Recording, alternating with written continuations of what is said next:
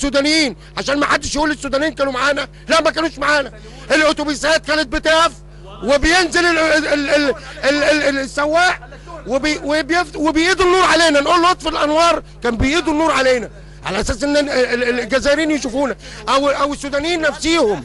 سياده النائب، يمكن رسالتك وصلت سياده النائب، لكن انا معايا يمكن استوقفني احد المشجعين عندما وصل مطار القاهره انهار بكاء، انهار انفعالا، ويعني حاولنا بالكاد ان نستوقفه لكي يتحدث معنا. ايه بالظبط اللي حصل معاك؟ ايه اللي حصل مع الجمهور المصري؟ اللي حصل مع الجمهور المصري لا يمكن ان هو يتوصف. عمري ما شفت في حياتي اهانه ولا بهدله زي اللي شفناها. احنا كنا ممكن نرجع ميتين، ما شفناش اكتر من الموت والله تاني.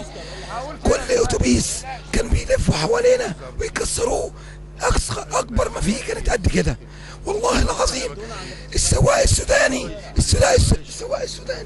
كان بيوصلنا لحد عندهم. السواق السوداني، القوات الامن اللي بيقول لك بتحمينا ضربت علينا نار. قوات الامن بتحمينا احنا، كل العربيات بتاعتنا دي 4 عربيات. الشعب السوداني يمكن ما يقدرش ان هو يسيطر على موقف كمثل هذا الموقف، لكن احنا بنتكلم على ما فعله الجمهور الجزائري حاليا.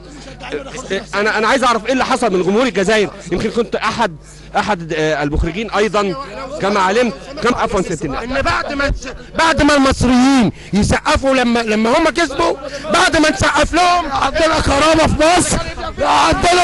في مصر، وبوجه للرئيس سيد محمد حسن طنبالي السفير يمشي من هنا، واي واحد جزائري هنلاقيه بيطلع ميتين امه.